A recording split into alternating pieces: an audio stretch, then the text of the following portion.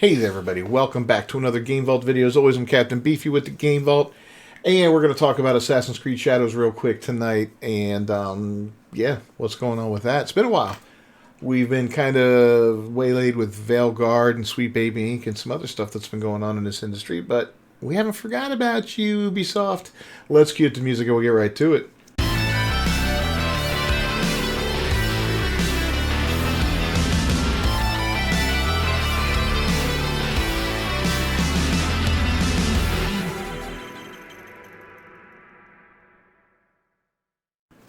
Alright, so it looks like Assassin's Creed Shadows boss claims that DEI is killing the game, but he not only doubles down on it, but also attacks critics. This is Mark Alexis Cote, admitted that the company's injection of DEI into Assassin's Creed Shadows is harming the game's potential, but declared that he plans to double down on it and attacks critics. As reported by Eurogamer, Cote made an appearance at a BAFTA event where he shared that discussions of Ubisoft's DEI policies can influence how our gamers are perceived, but rather than shy away from those conversations, we should see them as an opportunity. From there, he attempted to gaslight people in attendance by stating, Assassin's Creed has always been about exploring the full spectrum of human history, and by its very nature, that history is diverse. Staying true to history means embracing the richness of human perspectives without compromise.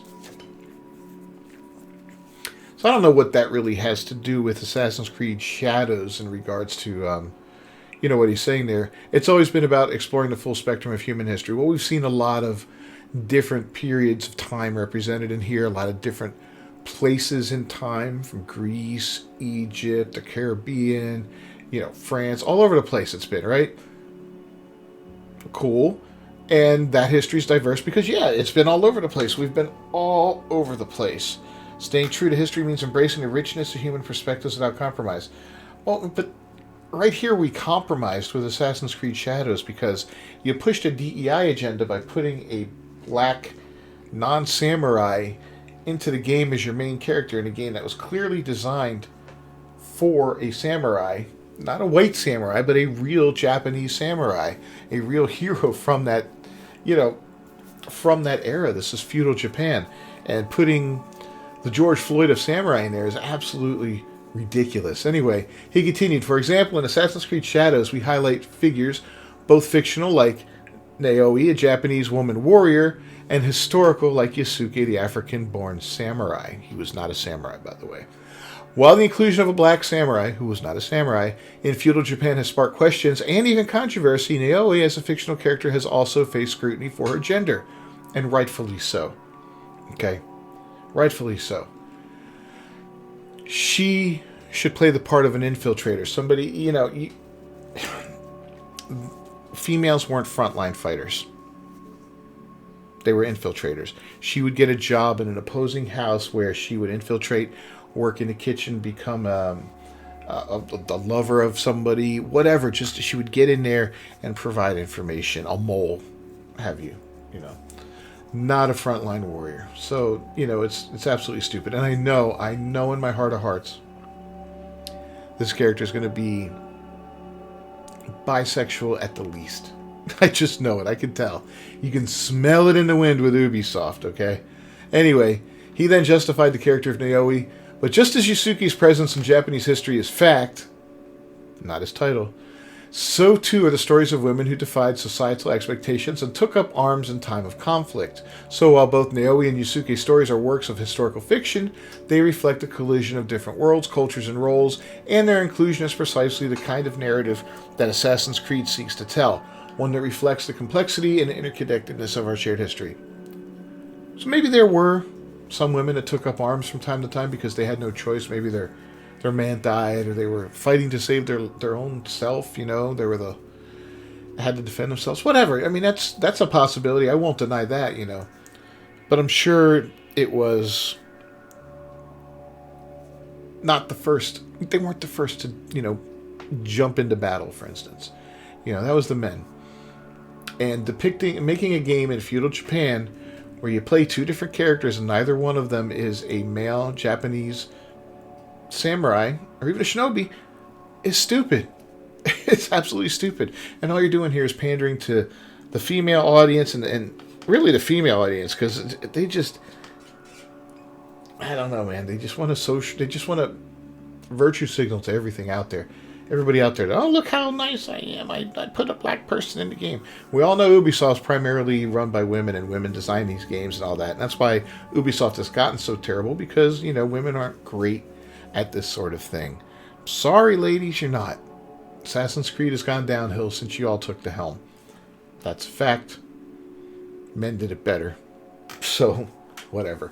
Cote then pulled out the entire talking point that leftists always use. It's always been woke. Or in this case, it's always been diverse. He said, this isn't new ground for the franchise. From Altair to Aveline de Grandpré to Raton, whatever, the protagonists of Assassin's Creed 1, Liberation, Assassin's Creed 3, respectively, where we've consistently introduced protagonists from diverse racial, ethnic, and gender identities. History is inherently diverse, and so is Assassin's Creed in the stories we tell.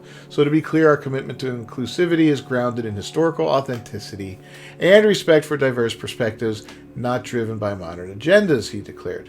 Then why do you have a DEI department for your business?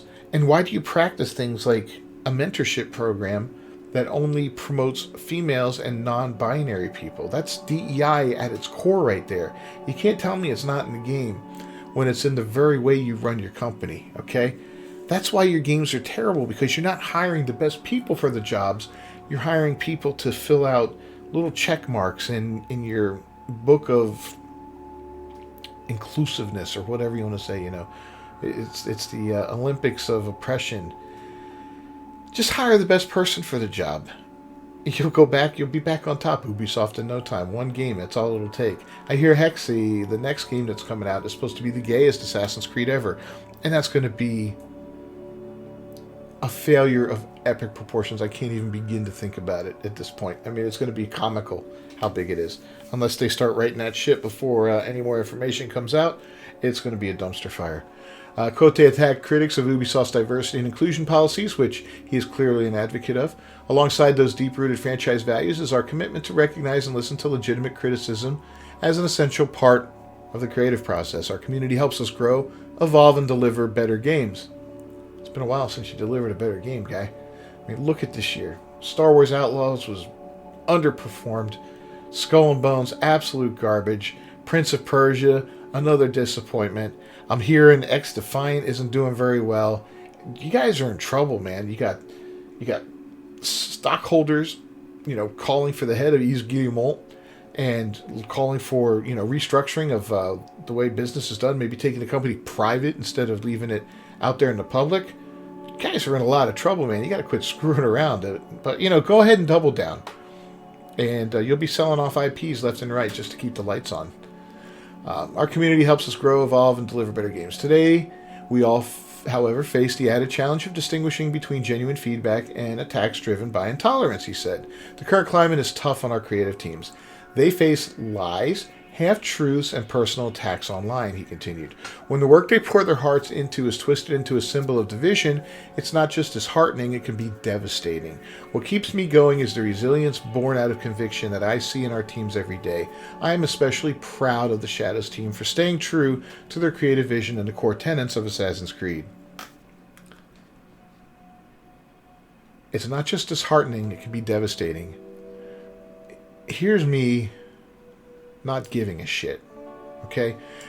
When they pour their hearts and it's twisted into a symbol of division, you created a work that was designed to be a symbol of division. You created something to be divisive in the first place.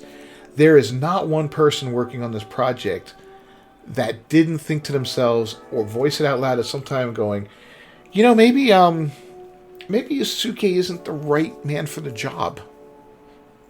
There's not one person on the team that thought didn't occur to them. They didn't voice it out loud. They didn't question it behind the backs of the superiors, whatever. Everybody did. You know it. You absolutely know it. They just like to fall in line, man. They're too weak to stand up and say, maybe this isn't a good thing, and talk to some other people and maybe get a group together at work and say, hey, let's talk to the boss about this. Hey, we all think this,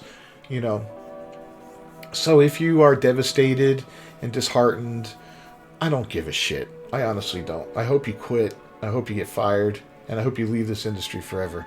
Kote declared, by choosing Naoi and Yusuke as protagonists, we're expanding the narrative landscape, offering new points of view that challenge established norms found in many works of fiction, while staying true to the history that shaped them. At the end of the day, Assassin's Creed is not just a franchise, it's a platform for entertainment, dialogue, discovery, and understanding. Our commitment isn't just about reflecting on the past, it's about ensuring that the stories we tell continue to unite, yeah, they don't, inspire, and challenge players regardless of their background, and will continue to stand by these values because they are central to the heart of the franchise, and I believe to the future of storytelling itself. Ultimately, we believe that the diversity and richness of the human experience is what helps Assassin's Creed resonate with players across the globe, and we're committed to standing firm on that foundation, Kote asserted, as that foundation crumbles beneath his feet.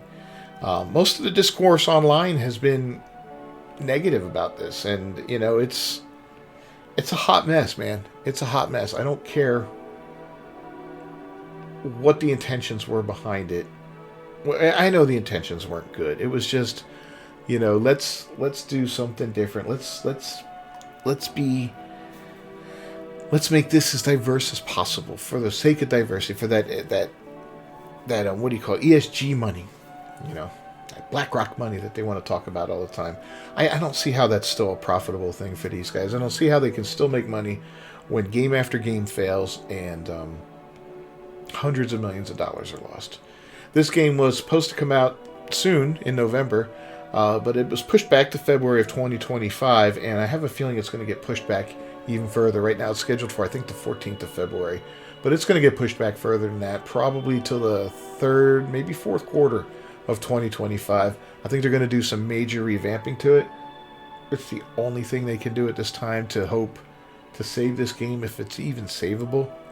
I mean, if they took Yusuke out, if they took Naoi out, relegated Yusuke to a secondary character and made a main character that was a Japanese soldier, I think that would appease a lot of fans. A lot of people would be like, all right, you can still have Yusuke in there as a side quest, a companion, a major NPC or something like that to help move the story along if you want that much and you want to feature him that much. I would give a little on that. It would still be ridiculous, but I'd say, all right, whatever. You wanted to include that historical figure. You could make that interesting, but to make him the main protagonist is absolutely ridiculous.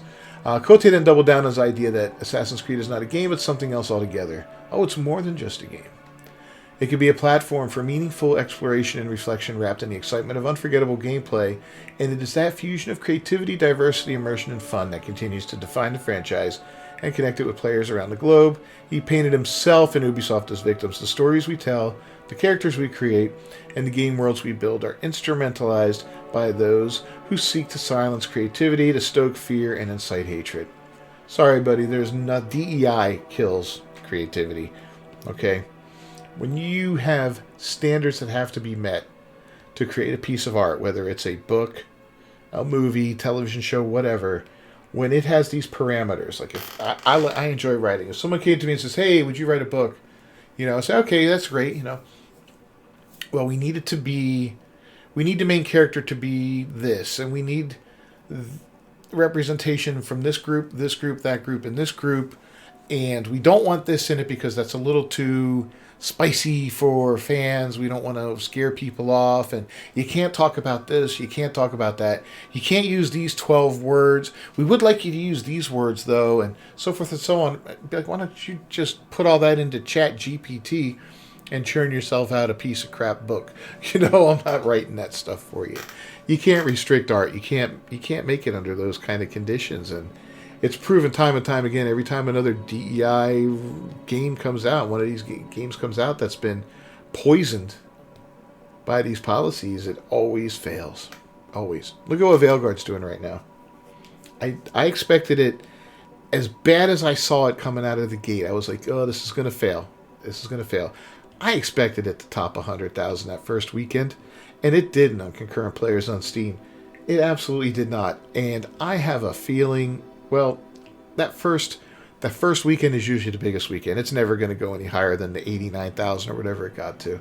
So rip that game. But, nobody saw that coming. Anyway, he continued, we believe we're facing what... oh, fuck. Sorry. CNN anchor Fareed Zakaria calls an age of revolution. This guy is one of the big. First off, CNN is a piece of shit. Okay? And this guy is just a huge piece of corn wedged in that piece of shit. He's such an asshole. Anyway, he calls an age of revolution a time when the real conflict is not between the left and the right, but between societies that close themselves off and those that open themselves up to the world. Throughout history, it's the open societies that have always eventually prevailed. While there may be setbacks over years or even decades, it is openness that has continually pushed humanity forward.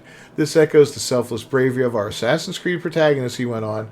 They fought for freedom, knowledge, and the right to chart their own paths, just as we, as creators, fight to tell stories that matter in a world that grows increasingly divided. What a way to suck your own dick, Kote. Oh my god. You're making video games, bro. You're not starting a worldwide revolution and, yeah, settle down. He elaborated, as the authors of How Democracies Died so powerfully stated, democracies crumble when good people decide to stay silent. The same is true, I think, of our creative freedom when we allow fear to stifle our voices. When we self-censor in the face of threats, we hand over our power, piece by piece, until freedom and creativity both wither away. Well, for evil to prevail, Kote, all that is required for that to happen is for good men to do nothing. And that's why I push back against this stuff, because I'm not going to do nothing while you guys keep pushing these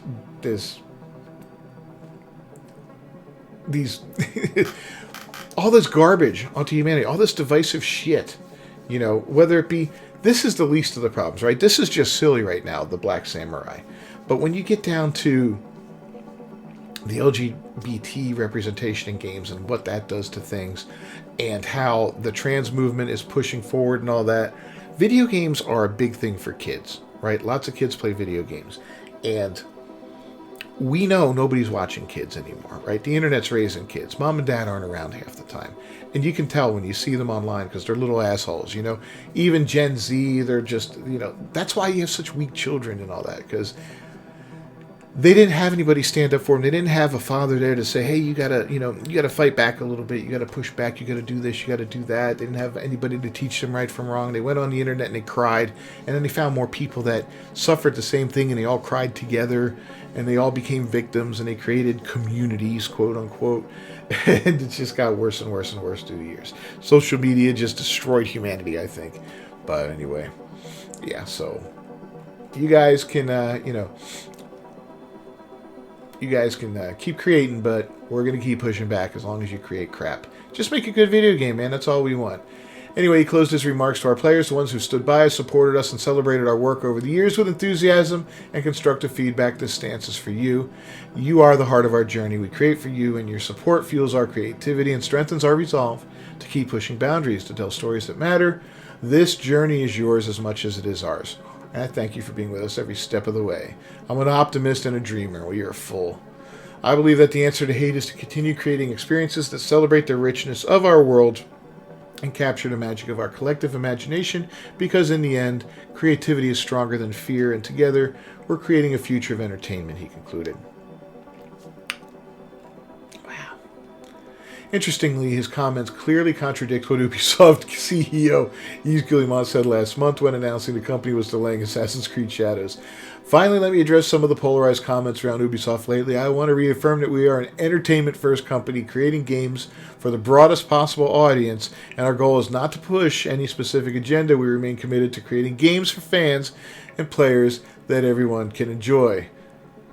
You can tell who's the money guy and who's the artist. Furthermore, Cote appears to have grown a spine as well, albeit one built on a pile of lies, so it's likely all bluster and not actual conviction. Nevertheless, Cote is the same person who admitted that Elon Musk emotionally broke him for simply posting on X that DEI kills art in response to how much of the DEI agenda had been injected into Assassin's Creed Shadows. Yeah, it's absolutely terrible.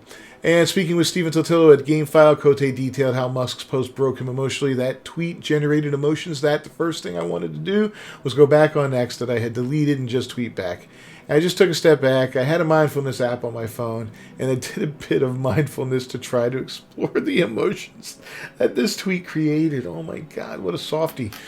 In a moment of sheer hypocrisy, he accused Elon of feeling hatred while at the same time indicating he had a bunch of hateful 3-word replies he wanted to send. For me, Elon, it's sad.